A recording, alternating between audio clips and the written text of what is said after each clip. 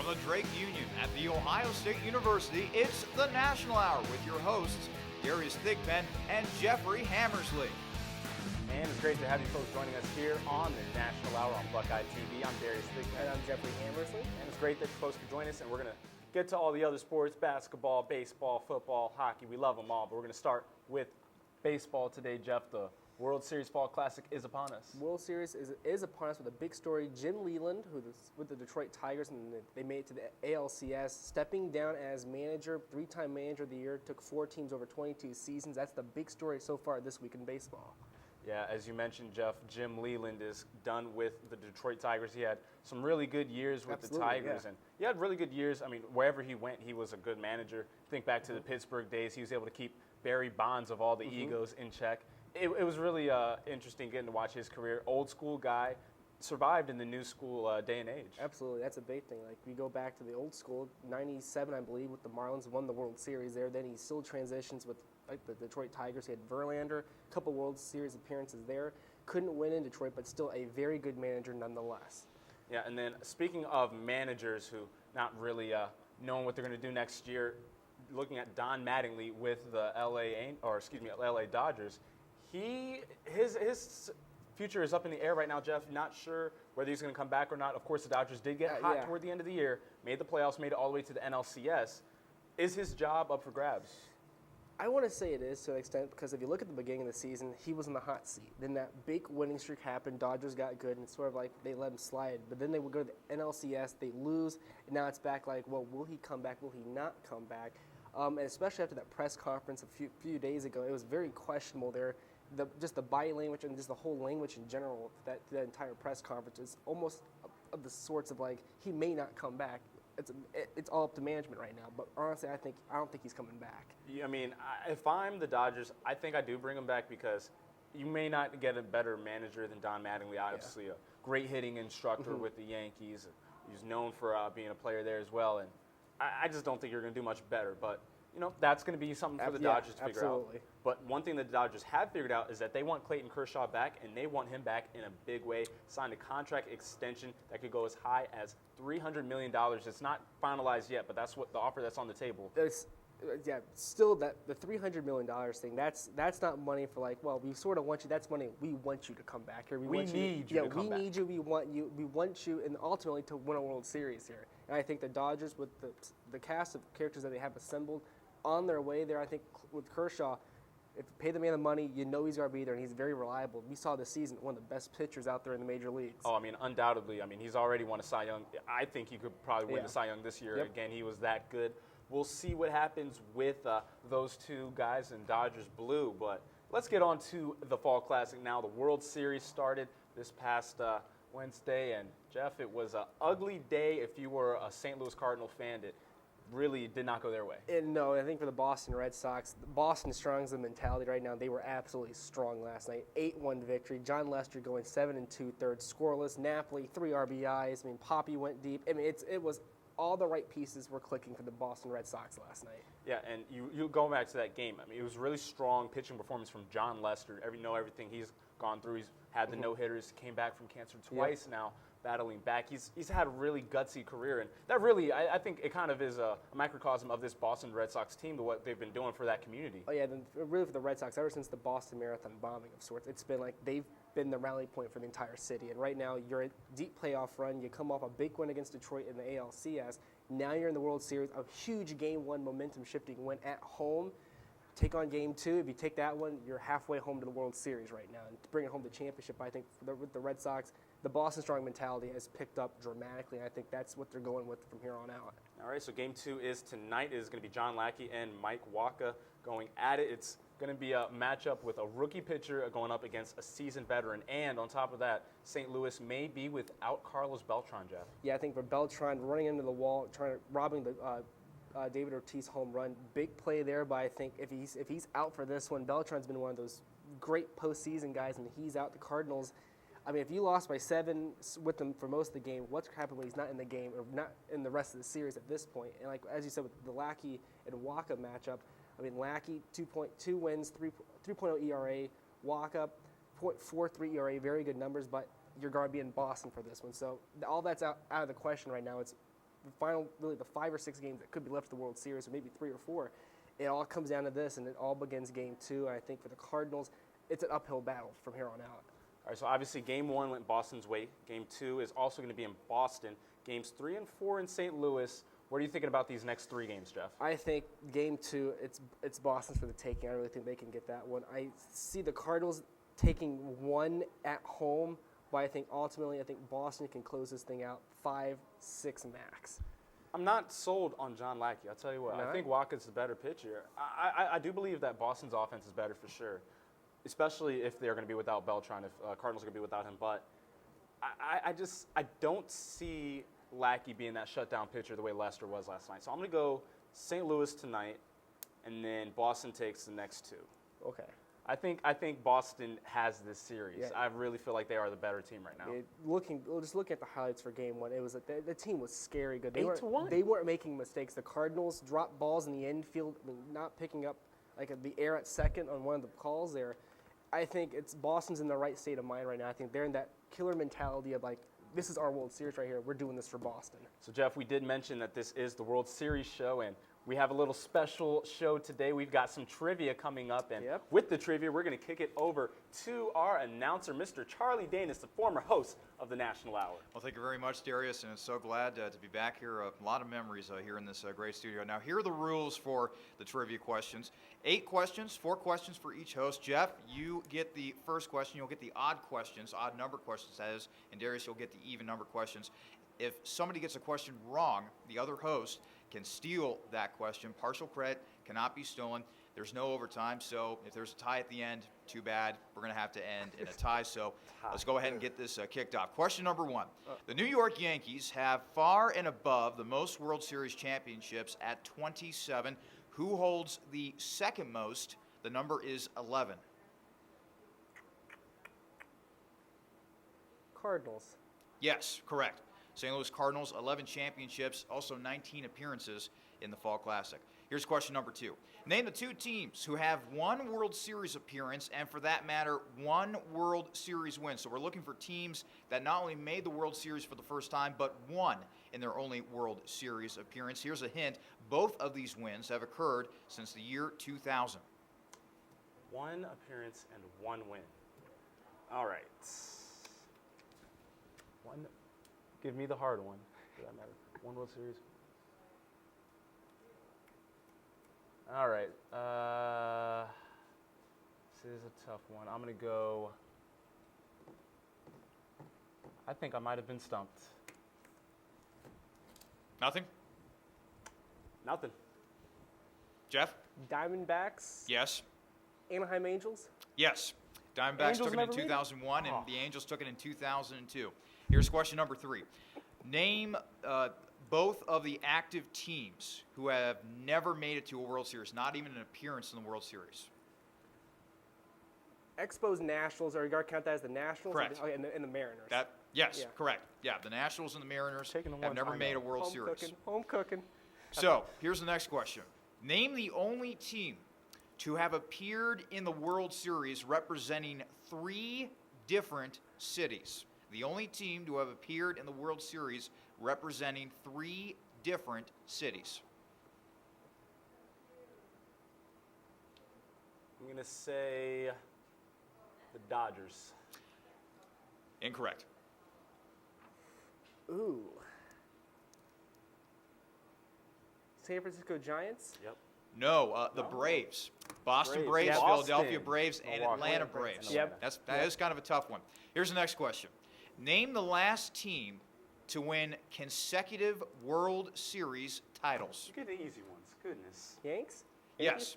New York Yankees won the World Series from 1998 to 2000. I have known all of your answers. You've known I one got of the mine. Derek Jeter jersey with the Steinbrenner patch. Yeah, they're the last American League team to go back-to-back. They The won 3 in a Reds were the last National League team to go back-to-back in 75 and 98, 76. 99, 2000. Can I get extra credit for that? Come on. We got any brooms up here? Because this could be a sweep. You're getting the easy questions, man. Don't get cocky. You got any All right, over let's here? go to the next question, gentlemen. Name the 2 newest baseball franchises. We're talking newest franchises, so a team moving to a new city does not count. Therefore, the Washington Nationals would be an incorrect answer. All right. Tampa Bay Rays, Florida Marlins. Tampa Bay Rays, yes. Florida Marlins, no. The two newest baseball franchises. Tampa Bay. Who would be the new franchise? We're talking expansion teams, right? Yes. Well, yeah. Okay. We have the Rays. Diamondbacks? Yes, correct. Yes, that is the correct answer. All right, here's the next You knew question. it wasn't the Marlins. In the last 10 World Series, only 2 pitchers have won the World Series Most Valuable Player Award. Name them. You'll get one. You won't get Cole the other. Hamels is one. Yes, one with the Phillies in 08. The other one? Schilling? No. Oh my! I know it. I know it. Mariano Rivera. No, Josh Beckett with Josh the Beckett, Marlins 2003. in 2003. All right, here's the Mariano was final before. question. Name the only designated hitter to win the World Series Most Valuable Player Award. The only designated hitter to win the World Series Most Valuable Player Award. Wasn't him. Is this for Jeffrey? It's for Darius. All right. Even number question.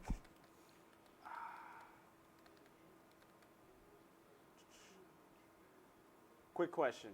Would this be for a National League or an American League team? It 'Cause it was does make a for difference. it was for an American League team. It was for an American League team. I think you know this one. I don't know. And it was this actually one. very recent. recent. Guys got an answer? Is this your question? Yeah. This is my question. Michael Lowell. That's the only thing I can think of. I don't think it was Lowell. That's all I got with Boston. That's all I had. Nothing? Nothing. Hideki Matsui Really? won it for the New York Yankees. He started 3 in games in the series at 2000. outfield. Hey, He started in outfield for 3 of those. These questions are flawed. Hey, he These played, questions- he these played questions are designated dumb. hitter for the Yankees. He wasn't the DH, though. So we will get a tally here pretty soon. Franz is dashing around the studio trying to tally up the points and all that good stuff. Meanwhile, we'll send it back to the desk to talk with more sports with Darius and Jeff. You cheated. I did not cheat. This is what you get. Well, people at home, Darius won the coin toss, the rock, paper, scissors tossing. He says, Jeff, remember, you're going to go first. Well, And actually, then gentlemen, got I have to the interrupt you for questions. just a second. We have tallied, and Jeff, you are the overwhelming winner. Walk off. We're done. Walk off. He's wearing the New York Good night, Yankees America. jersey, and It's like the over. Yankees, he is the champion, ladies and gentlemen. Back over to you, gentlemen. Playing softball over here. All right, that's going to do it for this baseball segment. We're going to have enough of this. We're going to go on to some real sport talk, football coming up after the break. You're watching the National Hour here on Buckeye TV.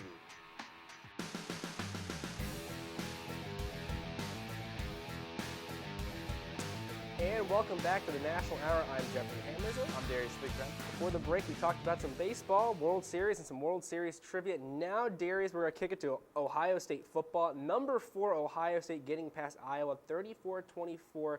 We were at that game for Scarlet and Gray Sports Radio, but Darius, what were your thoughts on that cold game? It was a game that it was up and down, back and forth the entire game. Ohio State didn't look as polished as fans would have really expected. Iowa really gave them a battle. It was a brutal contest back and forth. I mean, we had some stuff that we're going to get into specifically, but why don't we start with offense? Braxton Miller looked pretty good, 22 of 27, 222 yards, 2 touchdowns in the air, and also ran for 102 yards. And I mean, it amazes me. I mean, looking at him, it doesn't look like he's running for 100 yards. It doesn't look like, oh wow, he's getting all these carries, but he still manages to find his way. Big explosive runs, Jeff. Yeah, absolutely. The big thing, Braxton, a few plays, pressured in the pocket, had to run around, make plays on his own there, and that shows up in the stat box with the 18 carries, 102 yards. But the accuracy standpoint for Braxton Miller, 22 of 27, 222, Oh, 2 yeah. scores, huge in this game. When it was toward the end there, for most of the game, it was Carlos Hyde carrying the team, but when Carlos wasn't carrying, Braxton Miller was throwing and leading the team in the air. Yeah, Hyde went for 149 yards and 2 touchdowns. I mean, beast mode. And we saw that one exciting touchdown run he had where he's knocked back 10 yards, stayed on his feet, dove over the pylon. I mean, we see runs like this out of Carlos Hyde. He's one of those guys that's just like, sometimes he gets into a zone. Yeah. And you can see it in his eyes. And you're just like, get the man the ball and get out the way. Let him go to work. Yeah. And he really did against Iowa. He had a great game. And we saw that same mentality against Northwestern, actually more against Northwestern, because Ohio State really, Braxton Miller, the passes weren't there, and it came down to Carlos Hyde, what can you do? And Hyde was just up the middle, fighting for every single yard, second chance rushing yards there. But I think the one big thing for Carlos Hyde is this season, he's not lost a yard when he's had the football. I think for Ohio State, that is absolutely huge if you're a Buckeye right now. Oh, yeah, he's a battering ram. I mean, Yeah. once he gets the ball, it's like good luck trying to stop him. Yeah. There's really not much you can do. You're not going to get him in the backfield unless you have a ridiculous defensive line and completely selling out on the blitz, because the offensive line for Ohio Yeah. State has done a really good job. I mean, we haven't talked enough about the offensive line and the job they've done.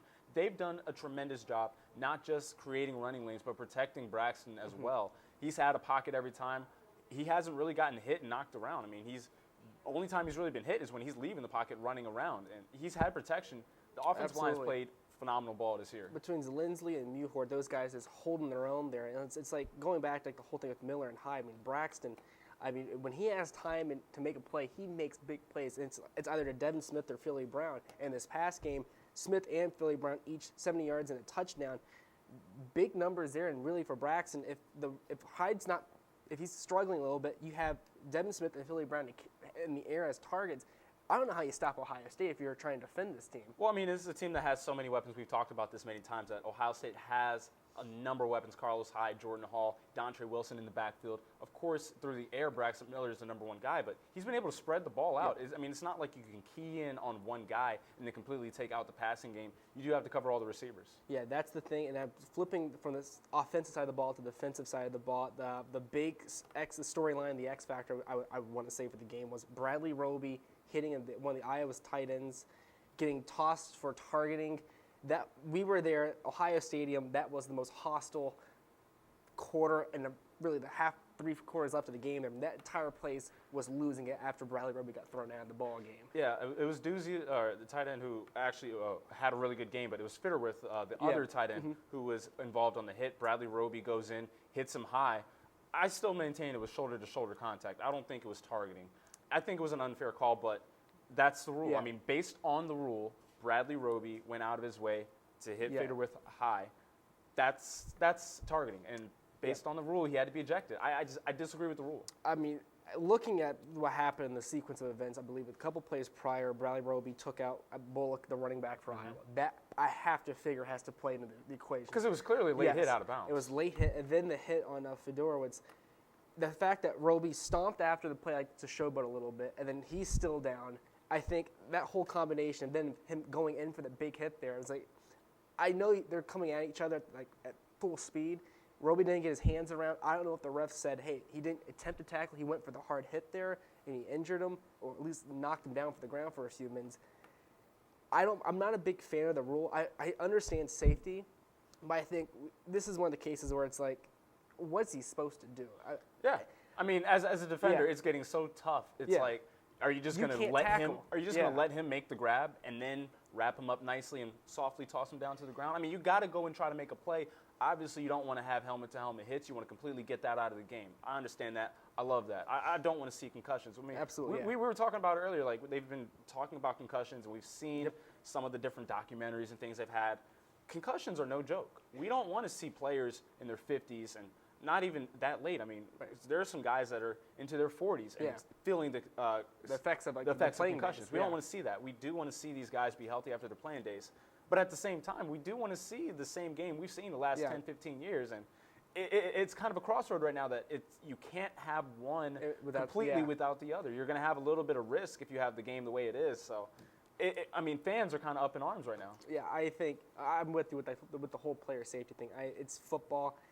It's really a catch there. It's like you can have one, not the other. You can't really find that medium there. But I Right. think it's if there is one, it's going to be extraordinarily tough to get there. That was the Roby hit. Now, going back to Ohio State defense, once again, the Ohio State secondary struggling again. I mean, Iowa had an 85-yard touchdown in the air. Yeah.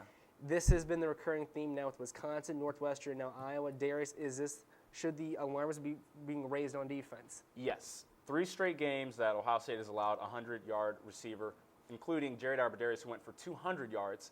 You can't allow that. It was the tight end, Jake Doozy, who went for over 100 yards. He had a doozy of a game. I mean, we were laughing with that, but the tight end went off and had a ball game. It's a guy I hadn't really circled and I hadn't really paid attention to going into the game. He played well, and now, I mean, Ohio State, their secondary is easily the weakest part of the team. Yeah, we saw it was like that play action waggle thing that Rodick and Iowa did. It was a play action, Doozy or Fedorowicz, they're there and they're always open. And Yeah. we saw with Wisconsin, wherever Aberderis was, he was getting the ball. Northwestern, King Coulter, if he just threw the ball, it was getting completed. Hackenberg comes this week for Penn State.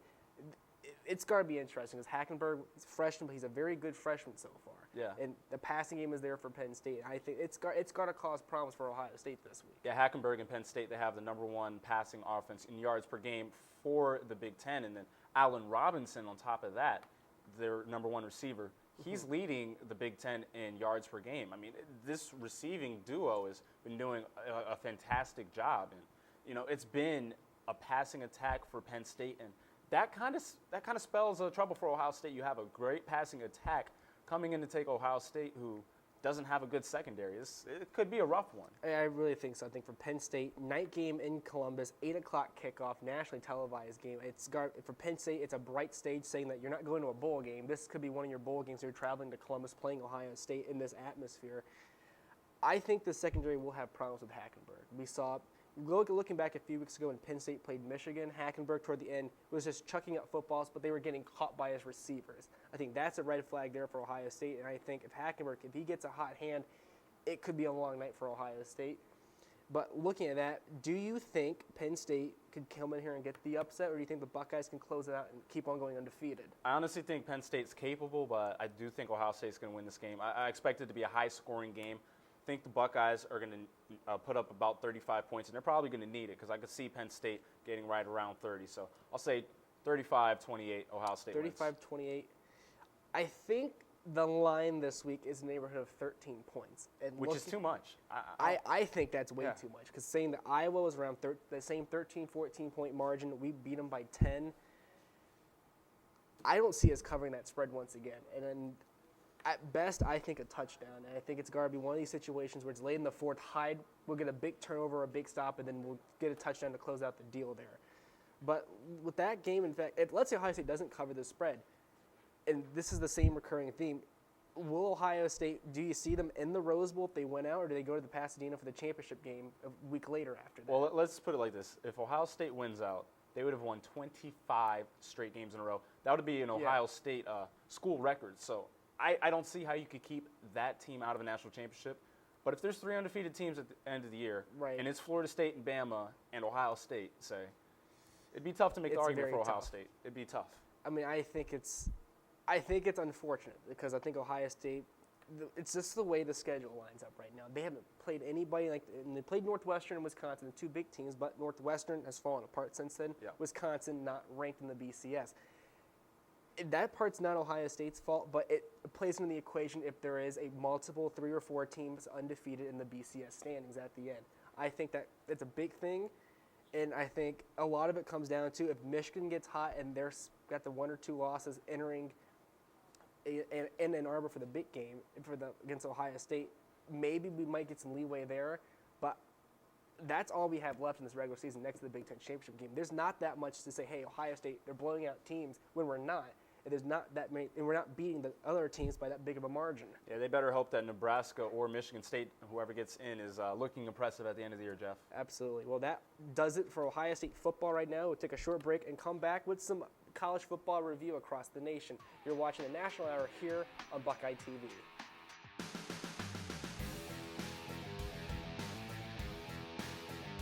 And we are back here on the National Hour. It's great to have you folks joining us here on Buckeye TV and get into some college football. And Jeff, we got to start with an interesting story, obviously one that's kind of linked to this campus. University of Miami came out and got their final done penalties for their NCAA violations. 9 scholarships lost and no bowl ban for the U. And right now, I mean, some Ohio State fans are up in arms compared to Ohio State's penalties. They seem kind of lenient, but you do have to take into account that the U did have 2 years of a self-imposed bowl ban. Yep. So, Jeff, what are your thoughts on this? I think with their own self-imposed bowl ban, I think it's fair.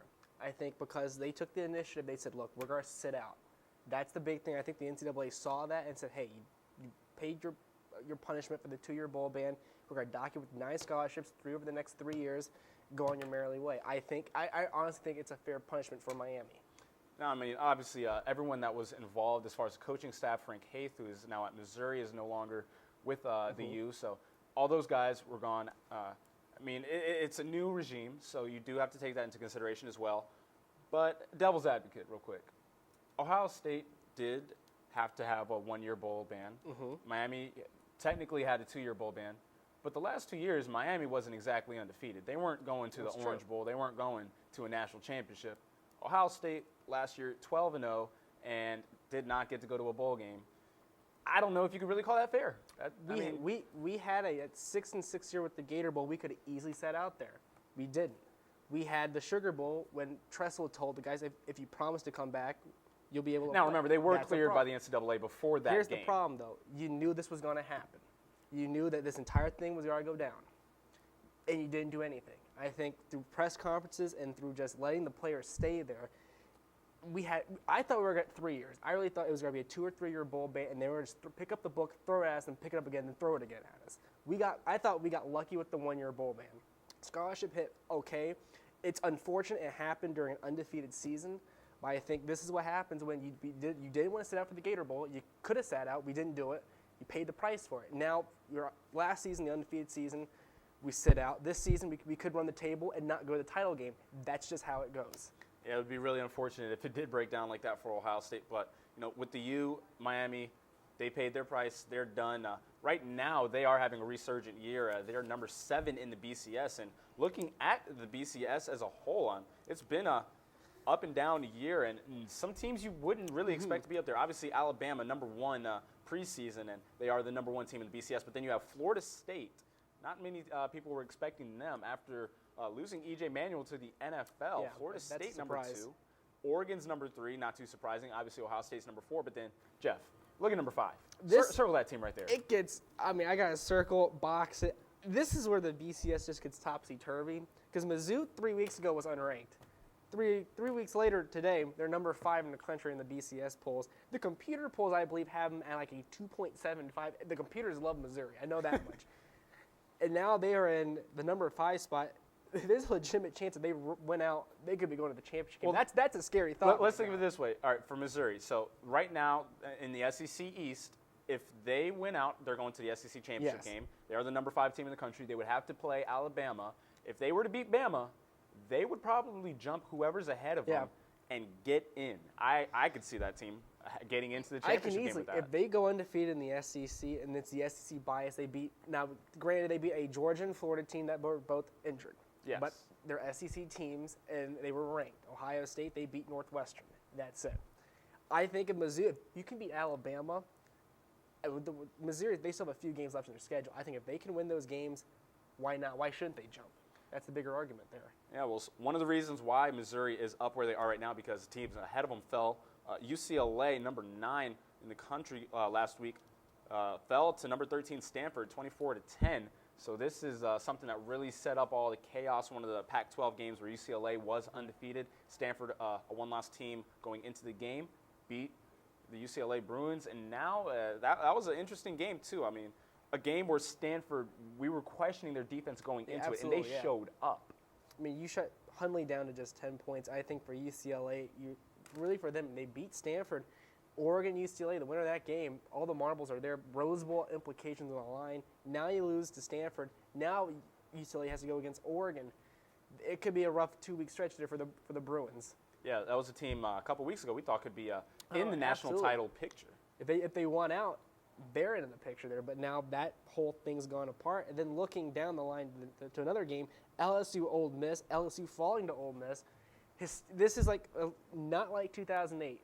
But that whole midsection, the top 10, it's just falling apart each week. And I'll tell you who really had the worst game. It was the quarterback, Zach Mettenberger. I mean, he had been playing so well this season, but he, for whatever reason, struggles mightily against Ole Miss. He's thrown more interceptions against Ole Miss than touchdowns. That's the scary part. And for Ole Miss, I mean, even though he had that terrible game, it came down to a last-second field goal for Ole Miss. I think for Ole Miss, a huge win. They've had their ups and downs this season. Huge win against LSU, and that really ruins LSU's national championship ambitions, and it puts their BCS implications on the brink too. All right, another shocker, Texas A&M fell to Auburn. And Auburn, I mean, this is a team a year ago was a joke. Last season, this Auburn team, it was very, very, very depressing down there. War Eagle was not there. It was just terrible. Now they're number 11 in the BCS standings right now. I mean, it's huge win against A&M. We thought Johnny Football and A&M, who's going to stop them? We know Bama was, but Auburn, really? Well, I mean, you got to still give props to Johnny Manziel. He went down with a shoulder injury, got back into the game, and still had a phenomenal game. Absolutely. His receiver, Mike Evans. I mean, if you think you know a good wide receiver prospect, look at this guy, Yeah, 6'6", scary. Scary good. I mean, that offense for A&M still got it done, but man, that defense is really letting them down. Really, we saw the same kind of thing with Alabama. A&M's offense can score a ton of points, but their defense also gives up a ton of points. And I think that combination there, you just got to hope the offense and Manziel, they do enough work. And with Alabama and Auburn, they couldn't score enough points to help out the defense. Well, speaking of defense, we were thinking defensive Heisman coming into this year with Jadeveon Clowney, and his South Carolina Gamecocks, they lost to Tennessee 23-21. And I mean, another one of those wacky SEC games. Tennessee, of course, had played well against Georgia, but then they actually got the win here against South Carolina. For Tennessee, looking a few weeks ago when they lost to Georgia in that overtime, we're thinking, oh, Georgia slipped up, but I'm starting to believe Tennessee may actually be a real team right now. I mean, they hold Georgia close, even though Georgia was injured. You have South Carolina, who was number 11th, and you top them. Tennessee, I mean, there's a outside chance of going to the SEC title game, but they're definitely going to get that 7-8 wins to get into a very good bowl game. And then finally, with all the SEC madness, Georgia lost to Vanderbilt. Yep. Vandy, 31-27. I think this has a little bit more to do with Georgia struggling, having all the injuries. I mean, right now, it's a mess there for UGA. And I think it's really unfortunate because for Mark Richt and this whole team, I said Aaron Murray was going to be the Heisman. Yeah. He was my Heisman favorite walking in. And Todd Gurley was the number 2 guy. I was going to say it's Murray and Georgia all the way. They lose to Clemson close. Then they pick up the pieces, they start winning, and then everybody starts getting hurt. I think it's really unfortunate because if everybody's healthy, it's a scary good SEC team. In Georgia, if everybody's healthy, I would think could be in the running for a championship. Now that everybody hurt, I think they're lucky to get in the Outback Bowl or Capital One Bowl at this rate, at the rate they're going. So, yeah, we do have the Missouri team that we already talked about, 7-0 right now. A heavy favorite in the SEC East. If they beat South Carolina and Tennessee, who are the 2 and 3 teams behind them, they're in to the SEC championship game. So right now, Missouri, going back to them. I mean, the Tigers. Mizzou. They're looking like the darlings of the SEC East right now. This is the flashback of the 08 Missouri that had Chase Daniels. Yeah. And they were relevant for that one good season where they were top 5. You think they could break the system and get in? This Missouri team's back, but their starting quarterback, Franklin, out for the year with a shoulder injury. And they're still, with the backup, they're doing fine. Will I think they go undefeated? No, but will they only have 1 or 2 losses? I think so. I really believe they can be in the SEC title game. They could end up being in the SEC title game. Another team down south that has a resurgence this year, Florida State. I mean, the Seminoles. Coming into the year, not expecting a ton. Then you see Jameis Winston opening up Thursday night against Pittsburgh. You see he plays really well, okay. Then he plays against Maryland, 25-ranked team. Destroys them. 63-0. Okay, well, let's see what happens when they play a legitimate top 10 team on the road at night, Clemson. 51-14 final. Florida State won. Unbelievable game by that guy, Jameis Winston. Famous Jameis. I thought this game was going to be really close. I'm thinking this is going to be whoever gets the ball last, Taj Boyd or Winston, whoever gets it, that's the game. And then I looked at my phone. I was like, is it really 17-0 with like 3 minutes left in the first? I mean, for Florida State, it was an absolutely scary performance. And I do not disagree with them jumping Oregon. This is a big win on the road at nighttime. Georgia lost on the road at nighttime to Clemson. Florida State comes in, puts up over half 151 points. Well, here's the thing, too. I mean, we all expected Florida State's offense was going to play pretty well. You know what you're getting from Jameis Winston. Yes. I mean, and the kid lacks no confidence. I mean, he's playing with swag out there, so you don't have to worry about him being shy and bashful out there. But the fact that the defense played so well. That's the thing. That's a scary part. That defense held a Clemson team that has played really well to just 14 points and produced their own offense. Defense scored a touchdown, fumble recovery, and a couple other turnovers. I think It just shows the Florida State big game. They're back in the national title picture. Yeah, now they're here to stay now. Miami is really their only last game. If they beat Miami, I would say book the airfare and hotels to Pasadena. November 2nd, Florida State and Miami are going to be playing. That's going to be a fun one. All right, so speaking of Florida State, Jameis Winston, this dude behind us, we're going to get into the Heisman talk because we haven't really gotten into it the last couple Heisman weeks. talks. Last time we talked Heisman, we were talking about Todd Gurley and Aaron Murray. Those guys look to be out of it right now. Jameis Winston, Marcus Mariota. Could Johnny Manziel still be in the mix? He's putting up the numbers. Manziel, the numbers are there, but I see a tough time him coming back and winning that second Heisman. I think it's garbage. The first one was tough, but I think the second one will be even tougher because now, like the whole personality thing, I don't see the voters are going to give any leeway there. Right. I think it's a Winston-Mariota race, and I'm going to say Mariota. All right, give me a reason why. I think if they can get through this season, now that's granted, if Oregon goes undefeated, they run the table. Yeah. I would say give it to him. And I think the way he's just lights out. Florida State, Maryland was ranked, but should they have been ranked? That's the bigger Probably question. not. That's the bigger. Clemson, I give Winston that. I think for Mariota, it's the consistency in every single game. Washington on fire. If he does well against UCLA and Stanford in a Pac-12 championship game, that's 4 blockbuster games he's done well in. He's also obliterated Tennessee, and Tennessee is actually doing a very good job throughout in the SEC with all things considered. Give it to him. I think what they're doing in Oregon, and he's just doing a phenomenal job. Now, Winston's equally doing good, but I think Mariota is the go-to guy. I think Oregon, they've been up there with him, and they're staying up there with him. Well, here's my thing with famous Jameis. I feel like they played better competition to this point. Oregon hasn't really gotten into the meat of their Pac-12 schedule. I don't feel like their out-of-conference games, other than Tennessee, were really that impressive. And, Florida State, obviously they're going to have Florida at the end of the year, Miami at the end of the year, and then we'll really know what's going to come out of them. But I love the swagger the kid plays with, man. He's not a running quarterback. Absolutely. You would think, he's going to go out and he's just going to be running all over the field trying to make plays like a Manziel. No, he's a pocket passer, polished, and he has athleticism on top of that.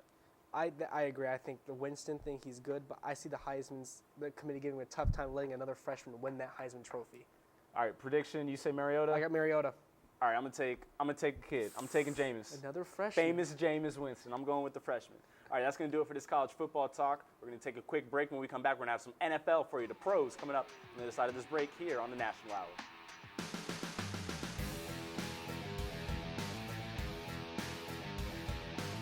And we are back here on the National Hour. I'm Darius Thigpen. And I'm Jeffrey Hammer. Great to have you folks joining us here on Buckeye TV and NFL. We're going to get into it. We're going to start with some off-the-field stuff and some sad news. There's a couple of passings from this past week. Bud Adams, co-founder of the AFL and owner of the Tennessee Titans, died at the age of 90. And Bum Phillips, former coach of the Houston Oilers and New Orleans Saints, also died at the age of 90.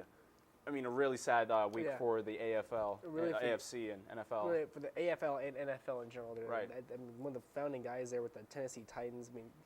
I mean, Bud Adams, 1 yard away from a Super Bowl in his trophy case. Bum Phillips, Houston Oilers, New Orleans Saints. Pretty decent offense, pretty decent teams there at both those stops, and it's just really sad for the NFL. It's been a tough week for them. Yeah, and I mean, a couple of guys who are legends of the game. Obviously, Al Davis is up in that upper echelon as well, passed away a couple years now. And, I mean, you got to look at these guys as royalty in football, in the NFL. And it's really sad to see him go, but, I mean, at the age of 90, both of these guys up there in age. Yeah, absolutely. It had to happen, but it's just sad to know that, hey, you've lost 2 people that were important. Like, Bud Adams owned a team, Tennessee Titans there. Yeah. The Aaron McNair days, you had Eddie George there, the Super Bowl appearance, and the guy who helped own that team, he's gone now. Yeah. So moving on to the next part, Sam Bradford. So we're going to get into quite a few of these, but starting with Sam Bradford, injury. Suffered a season-ending ACL injury. Unfortunate for him, and really for the franchise, for the Rams, they're kind of between a rock and a hard place as they need a quarterback right now. They're so desperate, they actually reached out to Brett Favre earlier today. So right now, what is it for Sam Bradford? What is his future looking like? I want to say he will come back, but I think an ACL injury, those are tough. I mean, you always will second-guess yourself when you're in the pocket, you're running, will this happen again? I think looking at the way he went down, it was just a tough way to go down. He pulled on his knee, the knee really just popped there. I think he may come back for a few years for St. Louis, and I think he may be let go or something along that nature because he got paid some serious money for the Rams. yeah. And they haven't made the playoffs. They've underperformed, but then again, he hasn't had all that stuff around him there. But I think it's an opportune time to get hurt. Well, remember, for I mean, him. the money does play a factor as well because he was one of the last rookies to get one of those major contracts, one of those mega big deals time deals coming for out. a rookie coming into the NFL, and he's into the last years of his contract. I mean, it would make sense for them to go younger and just try to rebuild because I can see Bradford's going to command money. Yeah, I mean, Bradford, if he got a ton of money to begin with, he knows he's going to get more now.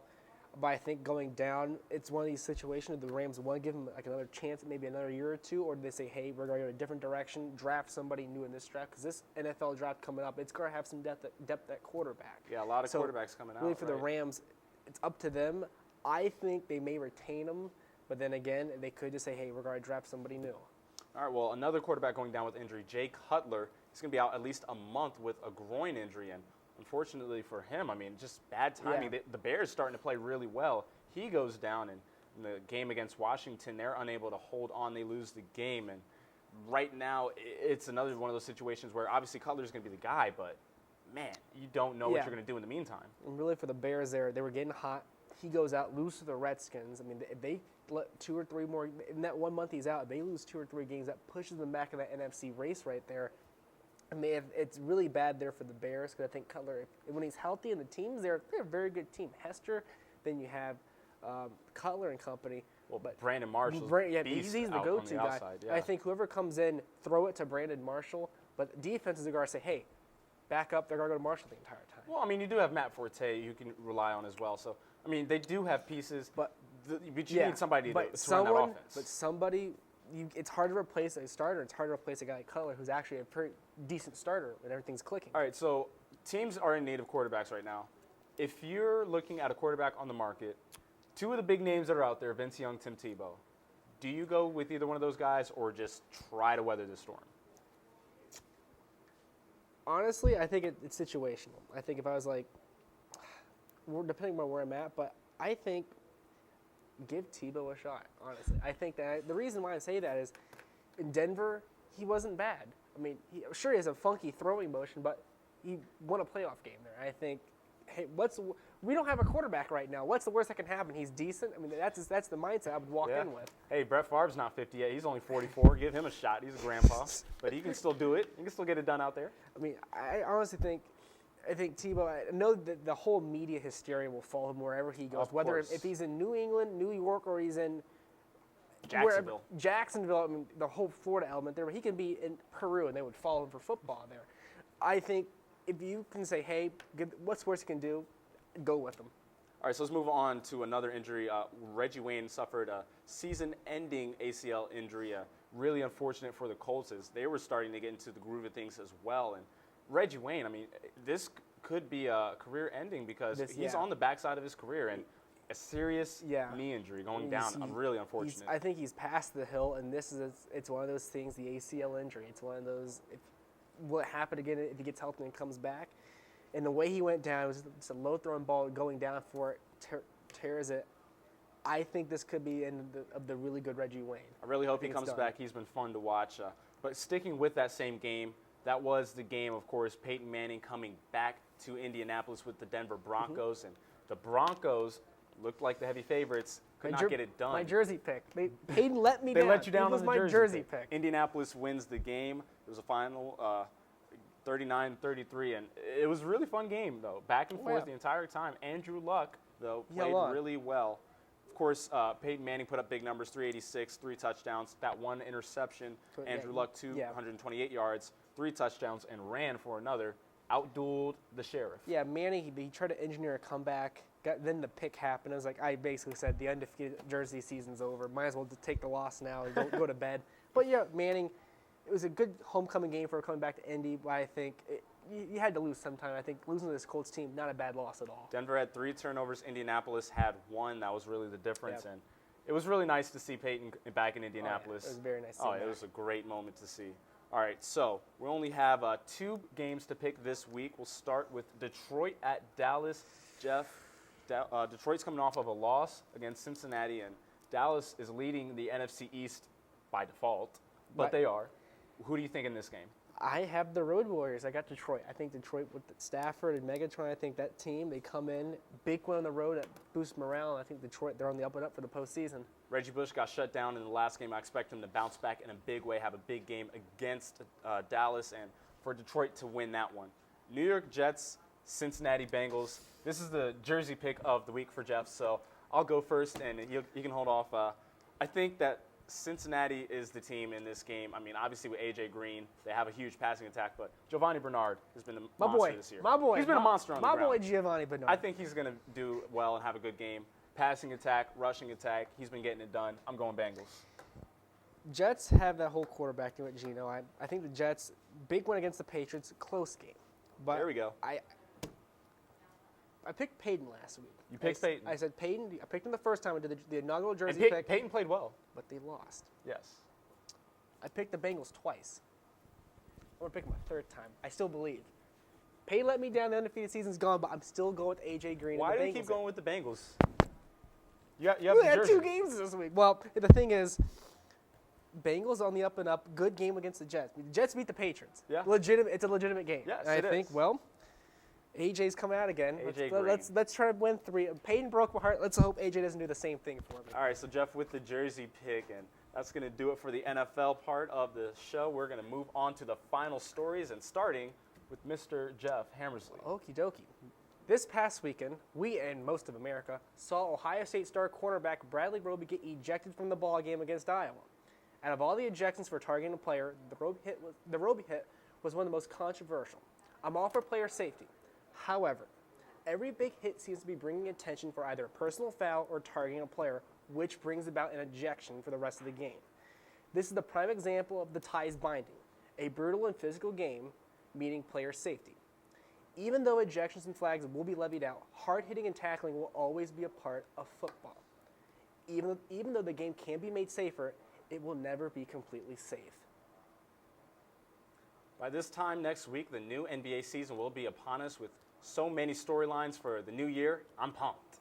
The reports that Derrick Rose has added up to 5 inches on his vertical looks spot on, as he's been explosive as ever during the preseason games. The Bulls, with the addition of Mike Dunleavy Jr. for some shooting, and they look like a solid squad. The Pacers brought back their entire core and added depth with the return of Danny Granger. They got some additional grit with the crafty Louis Scola coming in free agency. Indeed, looks like they have a contender. One team that will not compete, my Sixers. Philly unloaded Andre Iguodala and Drew Holiday in back-to-back seasons for essentially some bad haircuts and an empty bag of chips, since Andrew Bynum and Nerlens Noel will combine for 0 minutes between last season and this season for the Sixers. Hashtag big guys with bad knees. The Lakers, I'll just stop myself there. I'm excited for the new season, but the real story for the 2013 to 2014 season is Miami. I'll just ask the question we're all thinking. Can anyone beat the daggone Heat? All right, that's going to do it for us here on the National Hour. It's great to have you folks joining us here on Buckeye TV. I'm Darius Thigpen. And I'm Jeffrey Hammersley. Hopefully we'll do better next time. Check out the new set we got right here, all of the helmets and little stuffed animals. Thanks to this guy right here, Jeff. Oh, Thank yeah. you. Thank you for that. No problem. We'll see you guys next time.